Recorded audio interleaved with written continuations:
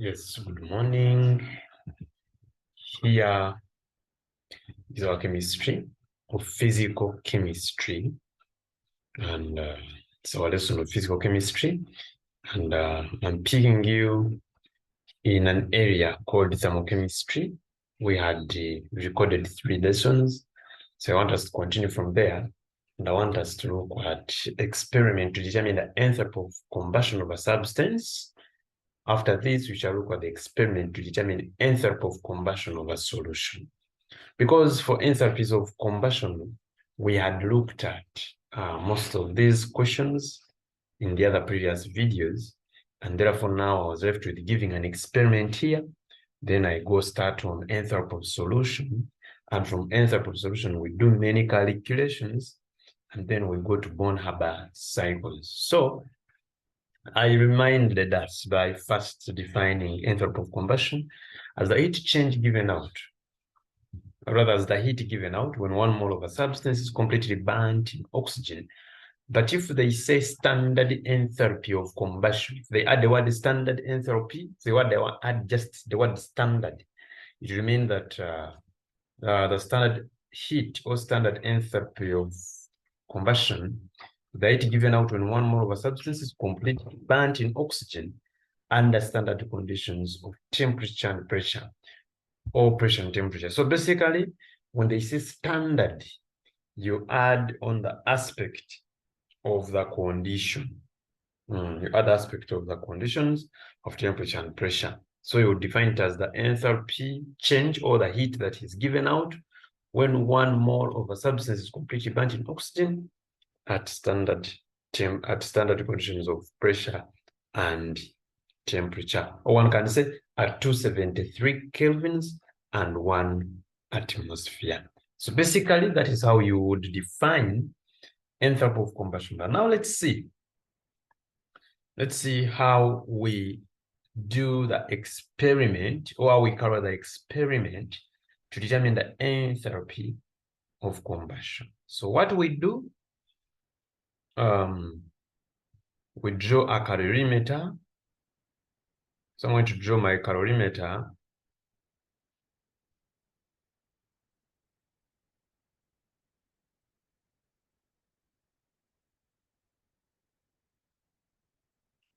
And in the calorimeter, we are going to put our steel bomb.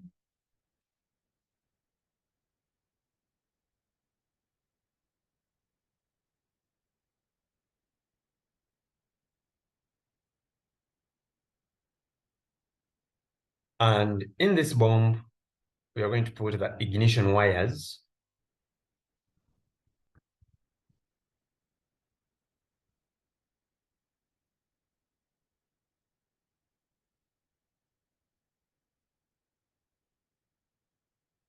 And still within the steel bomb, we are going to put a sample. Maybe this is my sample. Then we are also going to put an oxygen inlet that we allow in air.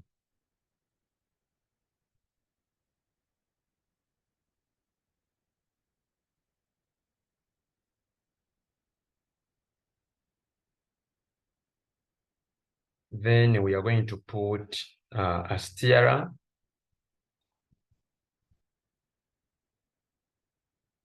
Then we're also going to put a thermometer.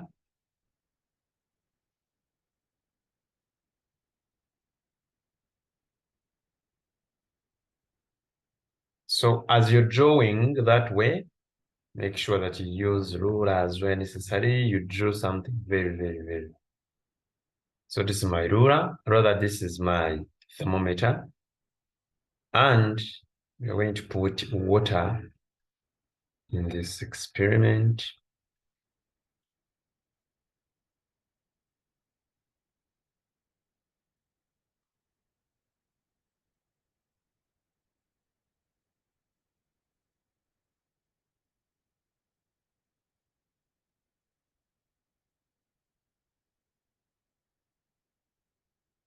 So that is it. This is my setup, but you can do a better one. You see that these are ignition wires.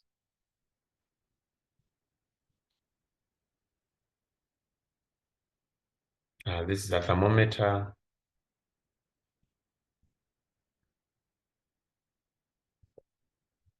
This is oxygen inlet.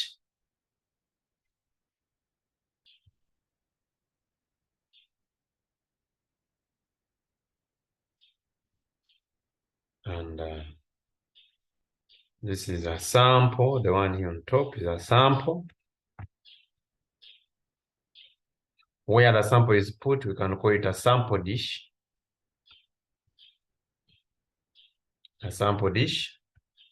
This one, you're going to call it a stirrer. I'm going to call the whole of this a calorimeter.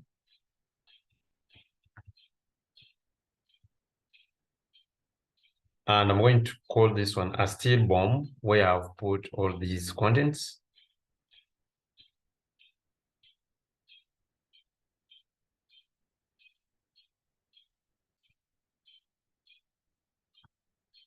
So now, what counts in experiments is the procedure and the treatment of results.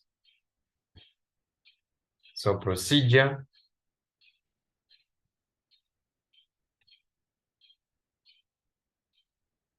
one, we get a known mass of a substance, maybe an alcohol, we place it on a sample dish suspended in a steel bomb.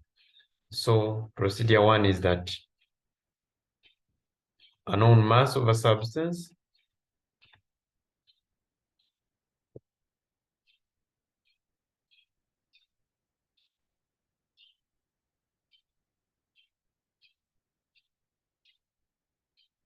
is placed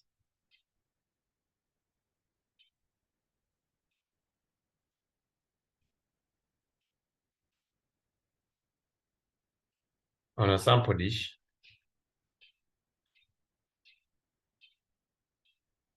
suspended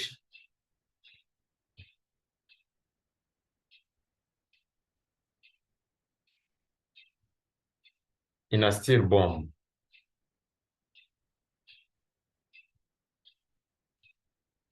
Two, we are going to fill the bomb with oxygen. The bomb, whatever I mentioned here, you should be able to see it on your diagram. So the bomb is filled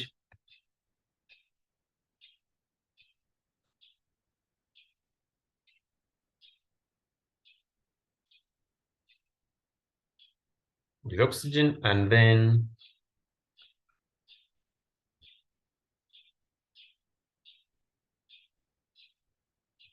immersed in a calorimeter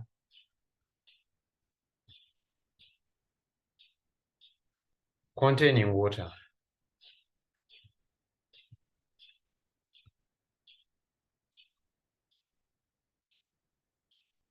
Now, after doing that, we are going to, this is water, I had not labeled it. So we shall now record the temperature of water at intervals. Record the temperature of water is recorded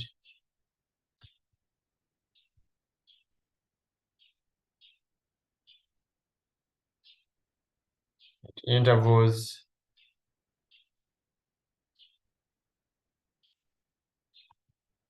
and the average temperature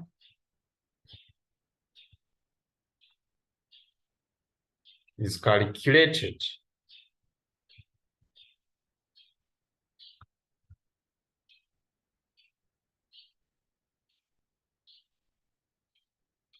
And this becomes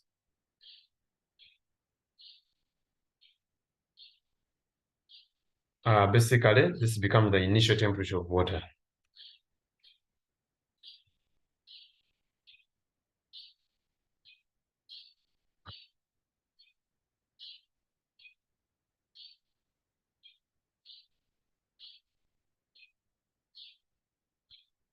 So after getting the initial temperature of water, Now we are going to heat the substance or to ignite the substance by passing current through these ignition wires, and then the substance will burn, and the heat that it will generate will increase the temperature of water, and then the maximum temperature of water will also be measured, and that will be the final temperature.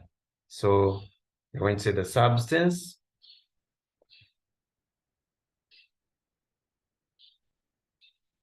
is ignited by passing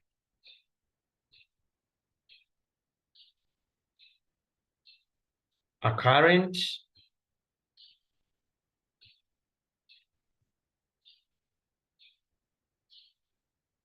through a firing circuit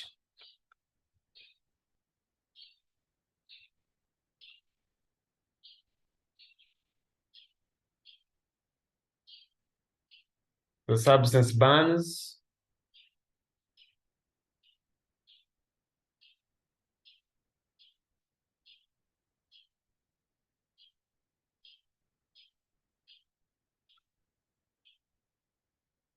and the heat generated, let's go on the other page,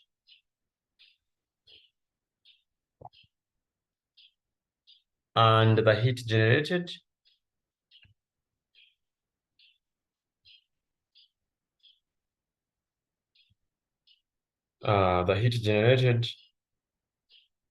increases the temperature of water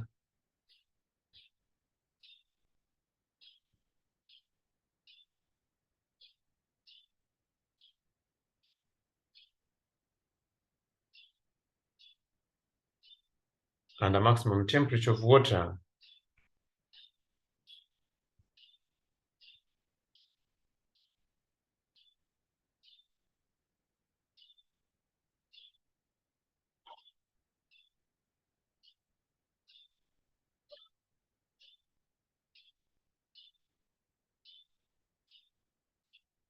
is then noted. Now, treatment of results.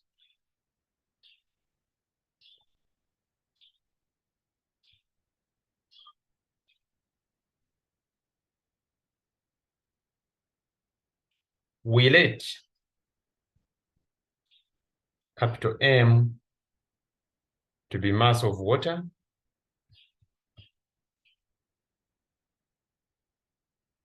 we let C to be specific heat capacity of water.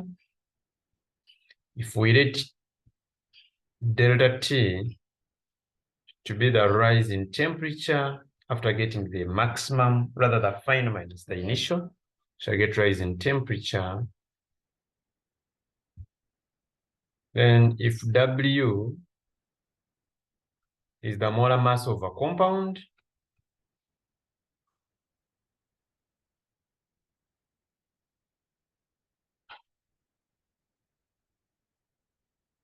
and if small m is the mass of a compound band,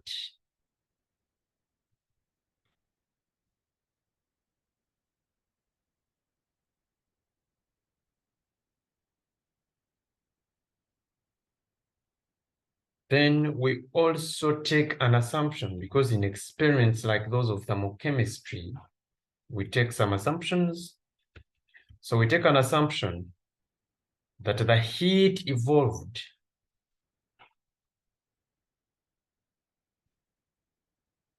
by burning a compound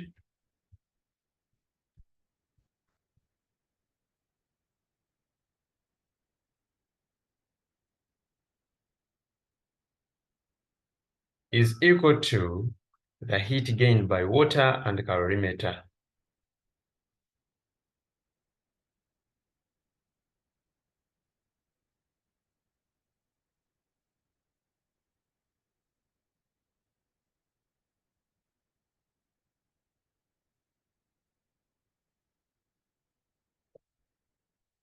So this is the assumption we make. Then now, after having gotten all these and the assumptions, So now we can show a calculation. It would mean that heat gained by water is equal to the heat evolved by burning. So it will be equal to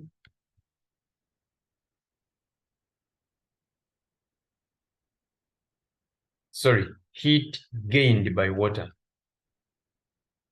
So heat gained by water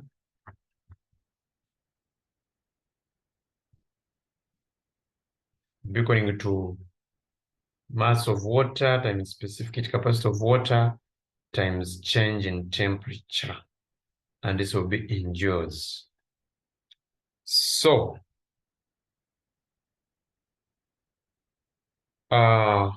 it means that the mass of a substance burnt produces this heat. So what about the molar mass? We are looking for 1 mole, and 1 mole of a compound is equivalent to the mass or its molar mass. So basically, it's better we first look for moles, but moles will be equal to mass over molar mass. So it means that M over capital W, these are moles. So these are moles of compound.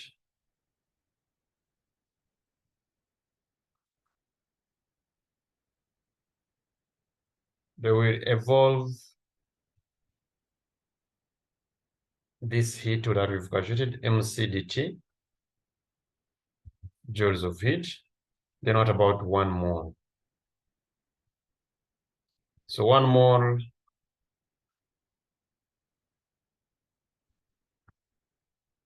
of a compound evolves to be mCdt times W out of M. But if we want to convert to kilojoules, we just multiply by 1000. Now it will be kilojoules. You can make a conclusion. Therefore, the heat of combustion of a substance is negative. W times mCdt out of 1000 M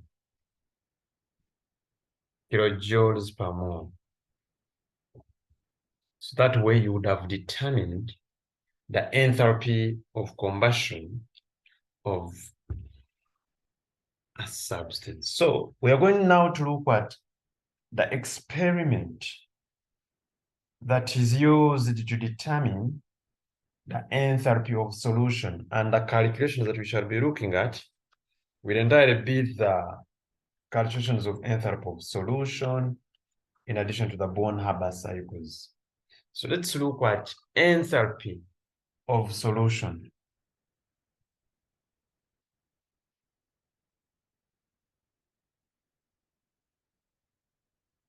Enthalpy of solution, the commonest part.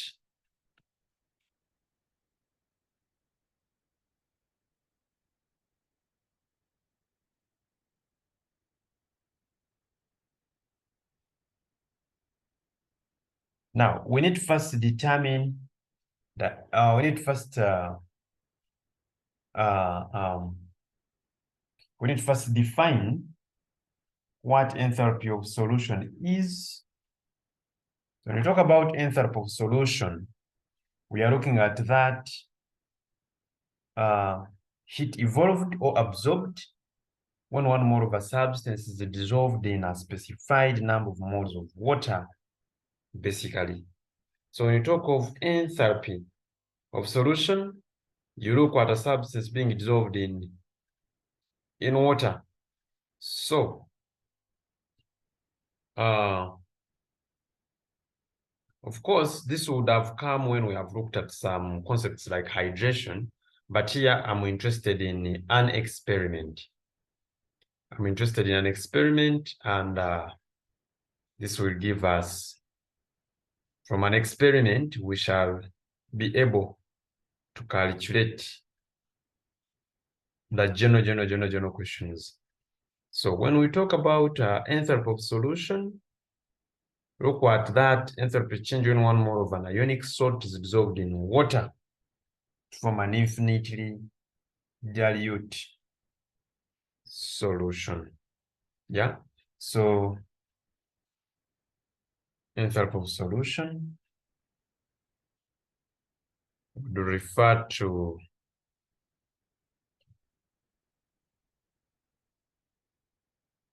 the enthalpy change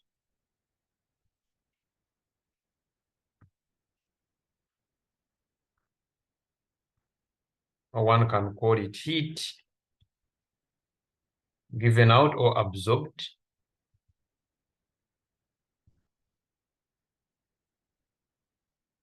that is the enthalpy change I'm talking about when 1 mole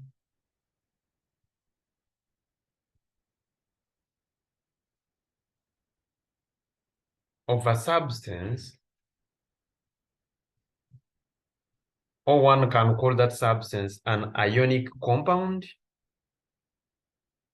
Yeah, when 1 mole of an ionic compound or solute or salt is dissolved in water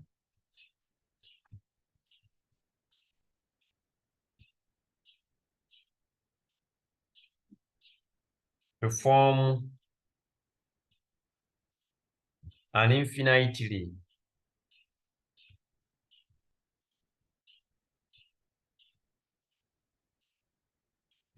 basically an infinitely dilute solution.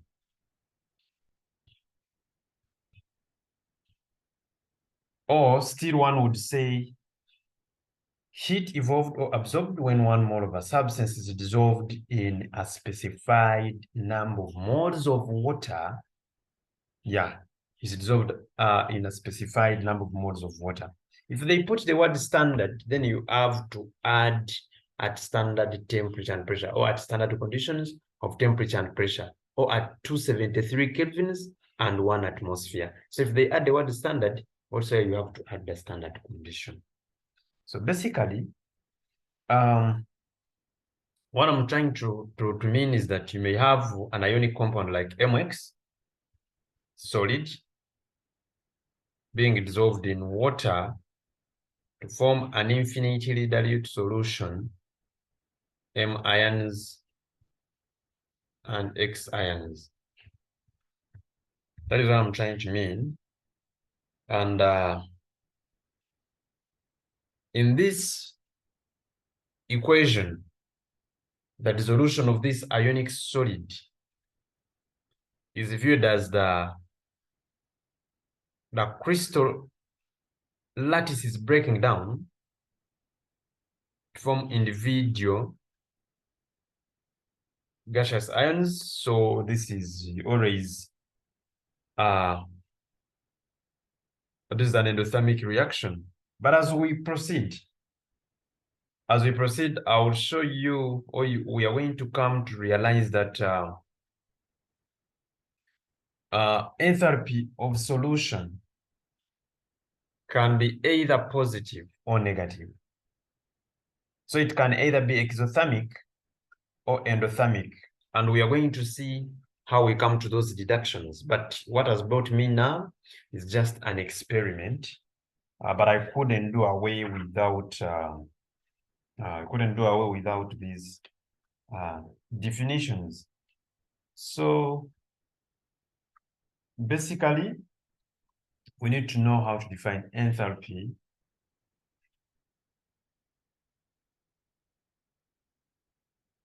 Enthalpy of solution as that enthalpy change when 1 mole of a substance is dissolved in water to form a specific infinitely dilute solution. So basically, and as I've told you that you can also define it in another sense by saying that it is the heat evolved or absorbed when 1 mole of a substance is dissolved in a specified number of moles of water. So I want us to see how the experiment proceeds. How do we discuss the experiment to determine the enthalpy of solution of an ionic compound? Yeah.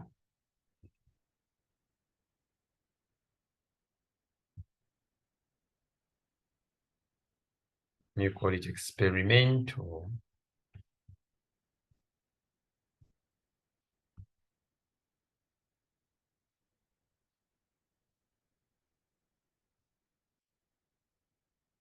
determination of enthalpy of solution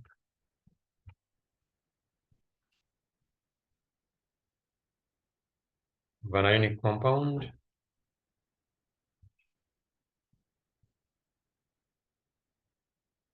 So, well,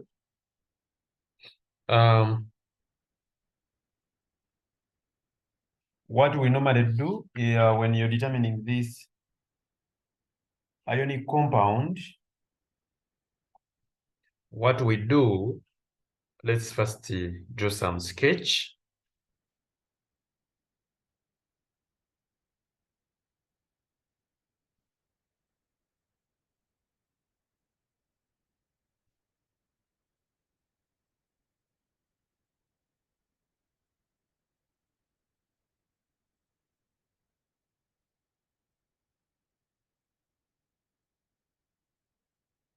Um,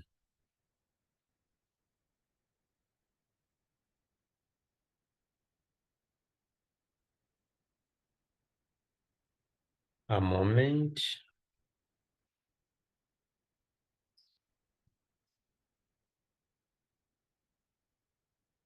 This is something not correct. So let me redraw. Experiment of an ionic salt. Let me redraw. Let's first have a beaker. Maybe this is my beaker. And within a beaker, I'm going to put a stirrer.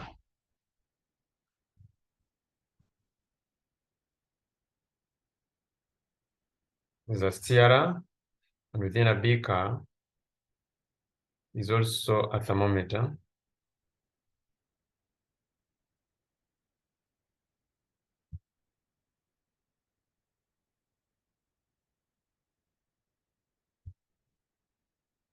Then here,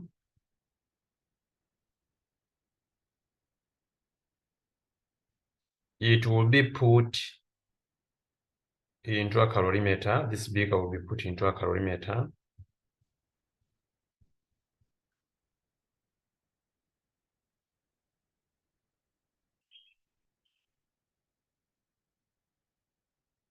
And this calorimeter will be cocked to a beaker.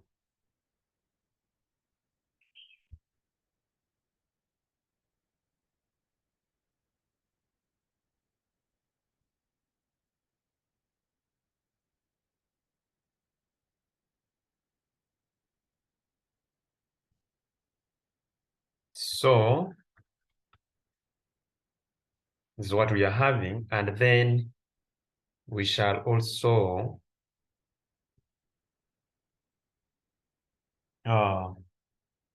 shall put this into a double-walled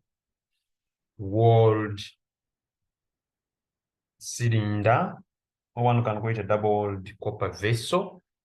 So allow me put the whole of this calorimeter into a walled vessel. And within this walled vessel, I'm going to put I'm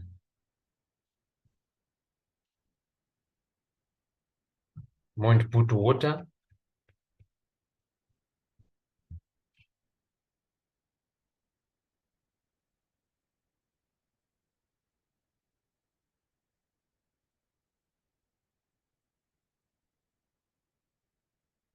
And then I put a stirrer also.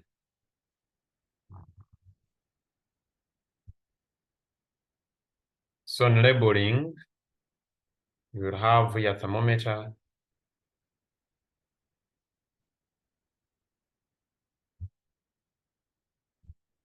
This one I've called it a beaker. This one I'll call it a calorimeter.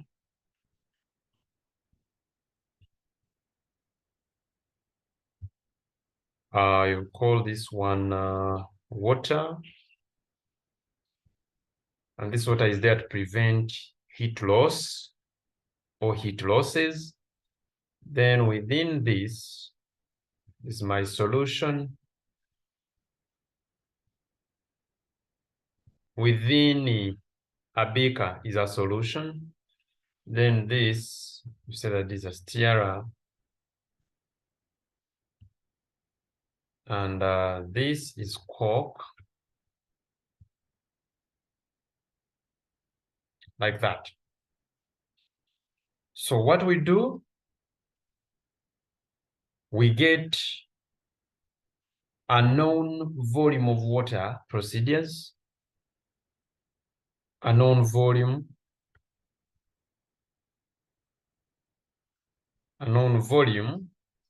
that is V cubic centimeters of water is put in a plastic beaker.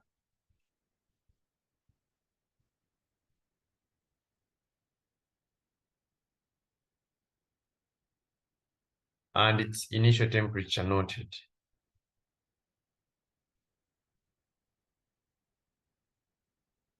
And its initial temperature noted.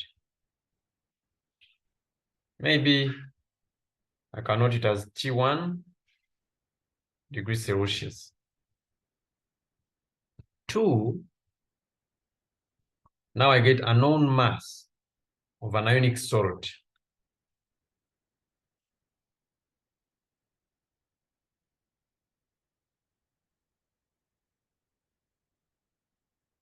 Maybe X grams. It's first crushed.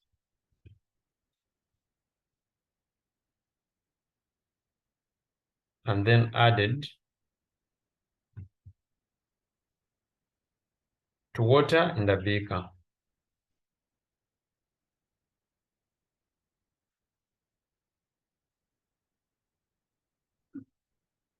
Then here you stir the mixture.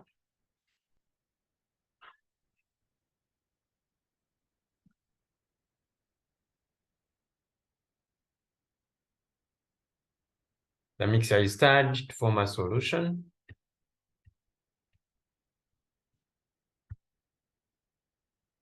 Remember, you first get water, put in a beaker, add a solution, add a solute, then you stir the mixture to form a solution. So the final steady temperature of a solution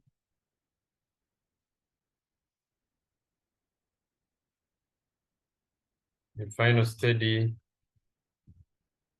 temperature of solution, that temperature can be highest or lowest.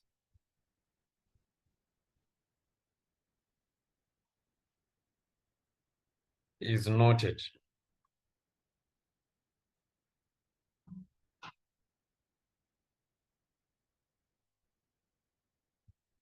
Maybe T2.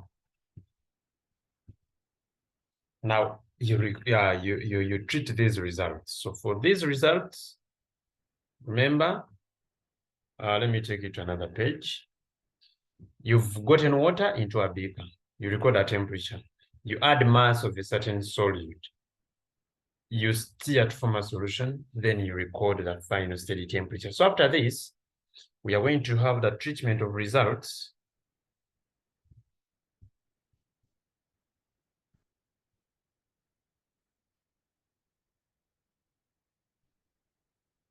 And in treatment of results, we are going to find out that the change in temperature is T1 minus T2. This is by convention. So that is the temperature change. Then mass of water used.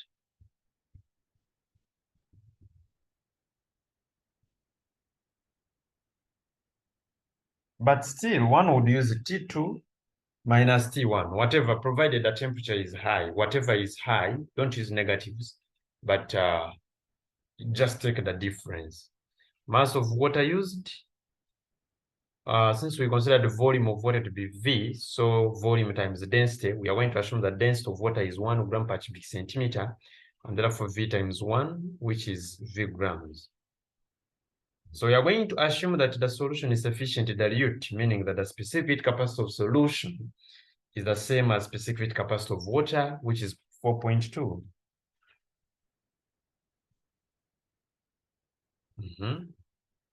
Joules per gram per Kelvin. Now, we are going to also assume that there are no heat losses or gain from the surroundings, implying that the heat change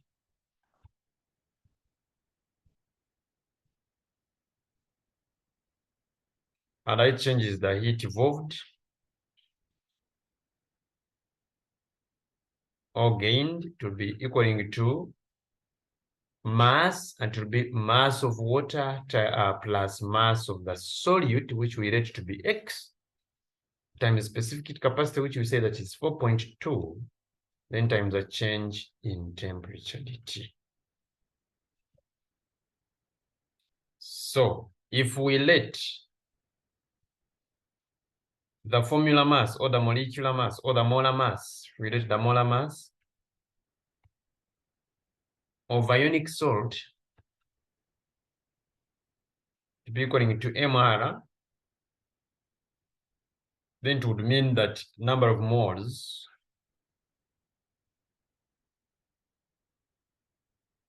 of the salt will be equaling to mass of a salt, which is X, over MR, implying that these moles evolve this heat in joules.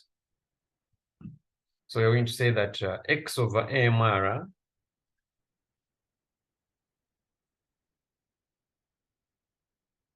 moles of salt cause a heat change,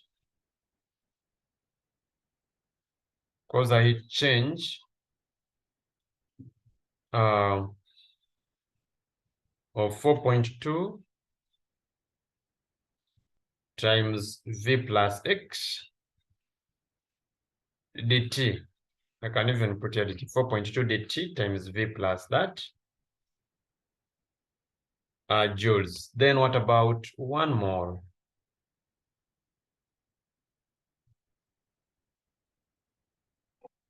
So 1 mole of ionic salt will cause, write all these words, will cause to be 4.2 dt into V plus X